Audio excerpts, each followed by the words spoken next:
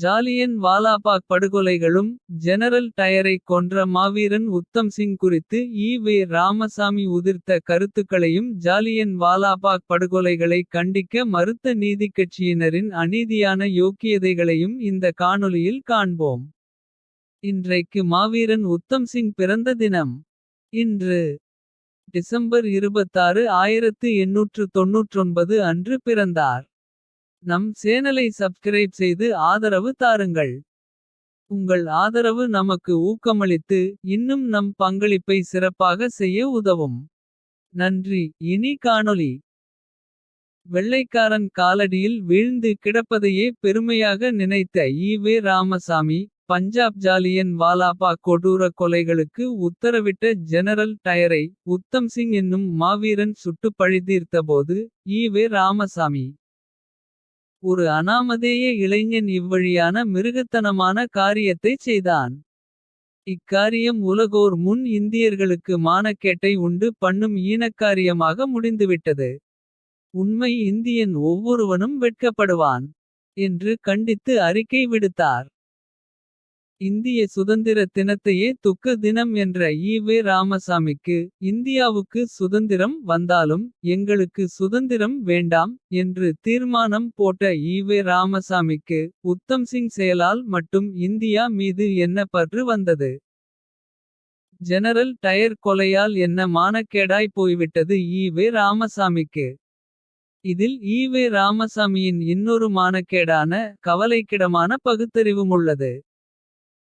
அது யாதெனில் மாவீரன் பகத்சிங்கின் செயல்களையெல்லாம் ஆதரித்த ராமசாமி. உத்தம் சிங்கின் காரியங்களை மாத்திரம் ஈனக்காரியம் என சொன்னால். அவர் அறிவில் ஏதோ பழுது இருக்கிறது என தானே அர்த்தம். அன்றைக்கு ஆங்கில அடிவருடிகளாக இருந்த நீதிக்கட்சியிலிருந்து எவரும். ஜாலியன் வாலாபாக் படுகொலைகளை கண்டிக்கிற துணிவின்றி வெள்ளைக்காரனின் அரச பயங்கரவாதத்திற்கு ஒத்து போயினர். ஜாலியன் வாலாபாக் படுகொலை போன்ற ஆங்கில ஏகாதிபத்திய படுகொலைகளை பற்றி பேசுங்கள் என சொன்னால். ராமசாமி என்ன சொல்வார் என்றால். பார்ப்பான் நம்மை சூத்திரன் மகன் என சொல்லி இழிவுபடுத்துகிறான். அதையே நம்மால் தட்டி கேட்க முடியவில்லை.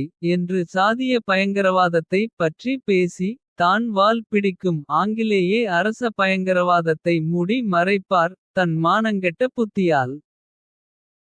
இரண்டு பயங்கரவாத தன்மையாலும் பாதிக்கப்படுவது. சாமானியர்களே சூத்திரர்களே என்கிற உண்மையை மாத்திரம் உணர மறப்பார். அத்தகைய அறிவும் மனமும் பெற்ற ராமசாமிக்கு. உத்தம் சிங் கின் வீரம் மானக்கேடான விஷயமாக தெரியாமல் போனால் தான் ஆச்சரியம். ராமசாமி கூறியதென வீரமணி அடிக்கடி ஒன்றை பெருமையாக சொல்வார். வெள்ளைக்காரன் காலை நக்கியவர்கள் என்று நீங்கள் எங்களை கேவலமாகச் சொல்லலாம். பார்ப்பான் காலை விட வெள்ளைக்காரன் கால் சுத்தமானது. அது சாக்ஸ் போட்ட கால் சுத்தமாக இருக்கும். இதை நக்குவதை விட அதை நக்குவது என்பது நல்லது என்று பெரியார் தனக்கே உரிய பாணியில் ஓங்கி அடித்து பதில் சொன்னார். வீரமணி மொழியால் தமிழர் இனத்தால் திராவிடர். திமுக வெளியீடு. பக்கம் 65. இது தான் மொத்த திராவிடத்தின் யோக்கியதை. இவர்கள் வெள்ளைக்காரனை எதிர்த்தார்கள் என்றால் நம்ப முடியுமா. இனி ராமசாமியின் தோஸ்துகள் நீதிக்கட்சி ஆசாமிகள். ஆங்கில ஏகாதிபத்தியத்தின் ஜாலியன் வாலாபாக் படுகொலை விஷயத்தில் என்ன அறிவுடன் இருந்தார்கள் என பார்ப்போம். துக்ளக்கின் திருகு தாளம் என்கிற தலைப்பில் ஜூலை 10 2021 நாள் விடுதலையில் வந்த ஒரு கட்டுரை. ஜாலியன் வாலாபாக் படுகொலையின் போது நீதிக்கட்சி ஆசாமிகளுக்கிருந்த யோக்கியதையை வெட்ட வெளிச்சமாக்கியுள்ளது. அந்த கட்டுரையின் சாரம்சம் என்னவென்றால். ஜாலியன் வாலாபாக் படுகொலையில் நீதிக்கட்சியின் யோக்கியதை குறித்து துக்ளக் எழுதியதற்கு பதில் தந்துள்ளது. ஜாலியன் வாலாபாக் படுகொலையும் நீதிக்கட்சியும். ஆசிரியர் அன்றே தந்த பதில் என்கிற உபதலைப்பில். அதிலிருந்து ஜாலியன் வாலாபாக் படுகொலையை ஆதரித்த நீதிக்கட்சி. என்னும் தலைப்பில் துக்ளக் ஒரு கட்டுரை வெளியிட்டுள்ளது. அதற்கு ஆதாரமாக மார்க்சிஸ்ட் கம்யூனிஸ்ட் தலைவர் பி. ராமமூர்த்தி எழுதிய விடுதலை போரும் திராவிட இயக்கமும் என்னும் நூலின் ஒரு பகுதியை வெளியிட்டு உள்ளது. இந்நூல் வெளியான போதே ஆசிரியர் கிவீரமணி அவர்கள் மறுப்பு தெரிவித்துள்ளார்.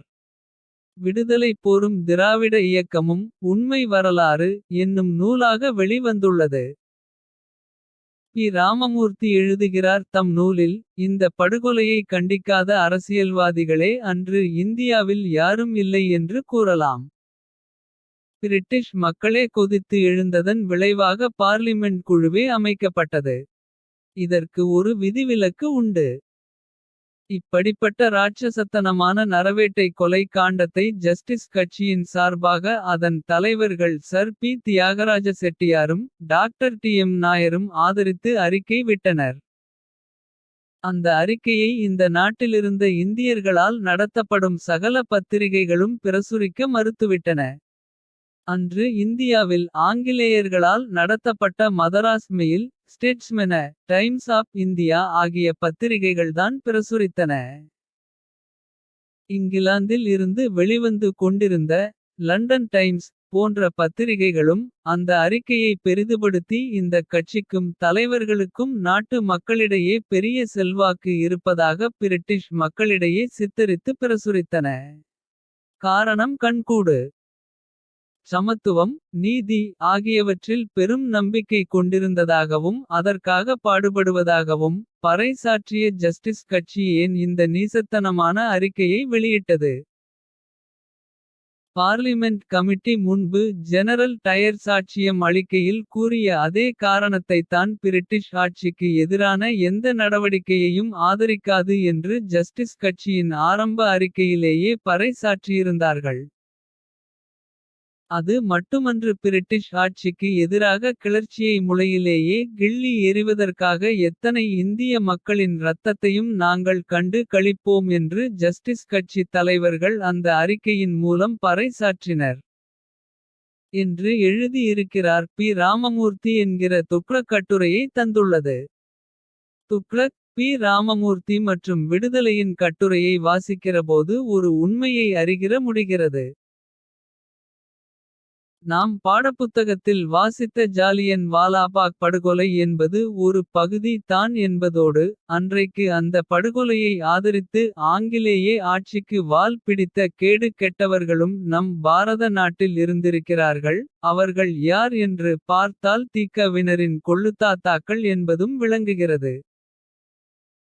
நீதிக்கட்சி குறித்து வரலாற்றில் உள்ளதை உள்ளபடியே எவரும் பதிவு செய்யும்போது. அது திகவினர் எழுதிய வரலாற்றுக்கு பாதகமாக இருப்பின். அந்த உண்மையை பொய் என கூற வரிந்து கட்டி கொண்டு வருவார் கி. வீரமணி. ஒரு பாலியல் வன்கொடுமை செய்தியையும் மதம் பார்த்து விமர்சிக்கிற அயோக்கியர்கள் நீதிக்கட்சி விஷயத்தில் மட்டும் நேர்மையாக உள்ளது உள்ளபடி கூறுவார்களா?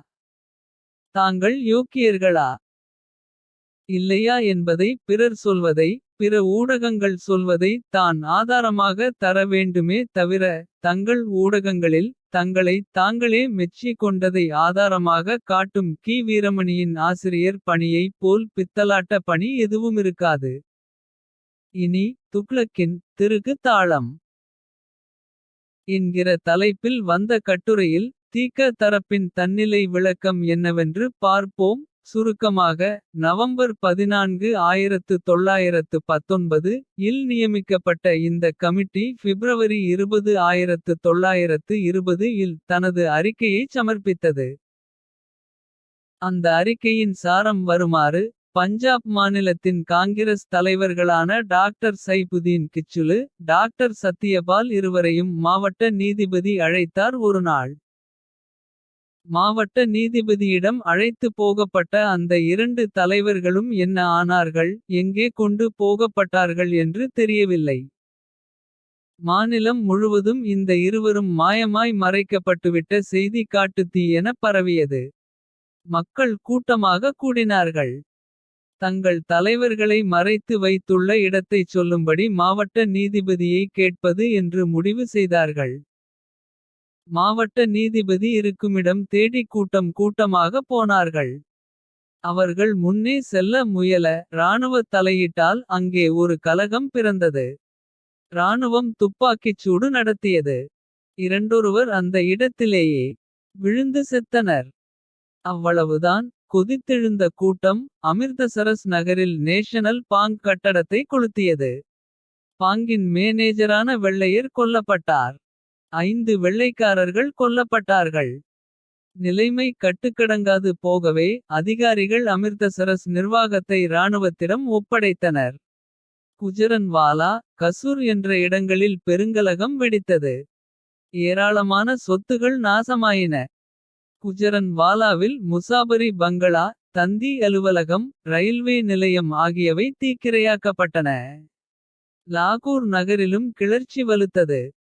அமிர்தசரஸ், லாகூர் ஆகிய இரு நகரங்களிலுமே நிலைமை கட்டுக்கடங்காத அளவுக்கு கை மீறி போய்விட்டது. அமிர்தசரஸ் ஜாலியன் வாலாபாக் திடலில் அப்போதுதான் ஒரு கூட்டம் நடத்த ஏற்பாடாகியது. அந்த திடல் நாற்புறங்களிலும் உயர்ந்த மதில்களால் சூழப்பட்டிருந்தது. அந்த திடலுக்குள்ளே நுழைய ஒரே ஒரு குறுகிய வழிதான் உண்டு. திடலுக்குள்ளே ஆண்களும் பெண்களுமாய் பல்லாயிரம் பேர் திரண்டிருந்தார்கள்.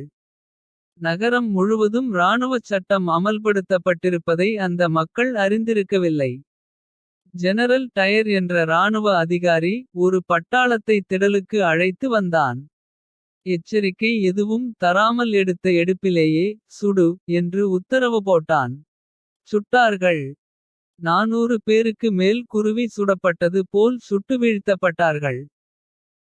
2000 பேருக்கு மேல் படுகாயம் அடைந்தார்கள் என்று காங்கிரஸ் மகாசபை அமைத்த குழு நிலைமைகளை நேரில் கண்டறிந்து பிப்ரவரி 20 1920 இல் அறிக்கை வெளியிட்டது. இந்தச் சம்பவத்தை எல்லோரும் கண்டித்தார்கள். சர் பி தியாகராய செட்டியார் மட்டுமே வெள்ளைக் காரர்களுக்கு ஆதரவாக நீசத்தனமான அறிக்கை வெளியிட்டார் என்று தவறாக கூறி இருக்கிறார் பி. ராமமூர்த்தி. தியாகராய செட்டியார் மட்டும்தான் அப்படி அறிக்கை வெளியிட்டார். அவரைத் தவிர வேறு எவருமே அந்த கருத்துப்பட அறிக்கை வெளியிடவில்லை என்று ராமமூர்த்தி எழுதியிருப்பது சரியானதல்ல. காங்கிரஸ் மிதவாதிகள் என்று அழைக்கப்பட்ட தலைவர்கள் எல்லாம் இந்தச் சம்பவத்துக்காக காந்தியடிகளை கண்டித்து அறிக்கை விட்டார்கள். காங்கிரஸ் மகாசபைக்கு தலைமை வகித்த பெருமைக்குரிய சர் தின்ஷவாச்சா, டாக்டர் அன்னி பெசன்ட் ஆகியோர் காந்தியின் தூண்டுதலால்தான் நாட்டில் வன்முறைகள் தலை தூக்கின. அதன் காரணமாகவே இராணுவம் கடுமையான நடவடிக்கை எடுக்க வேண்டி நேரிட்டது என்று கண்டன அறிக்கை வெளியிட்டார்கள். பி. ராமமூர்த்தியோ தியாகராயர் மட்டும்தான் அறிக்கை விட்டார் என்று வலிந்து எழுதினாலும். காங்கிரஸ் மகாசபை பற்றி வெளிவந்துள்ள சகல வரலாறுகளிலும் இந்த உண்மைகள் உரத்த குரலில் ஒலித்துக் கொண்டுதானிருக்கின்றன.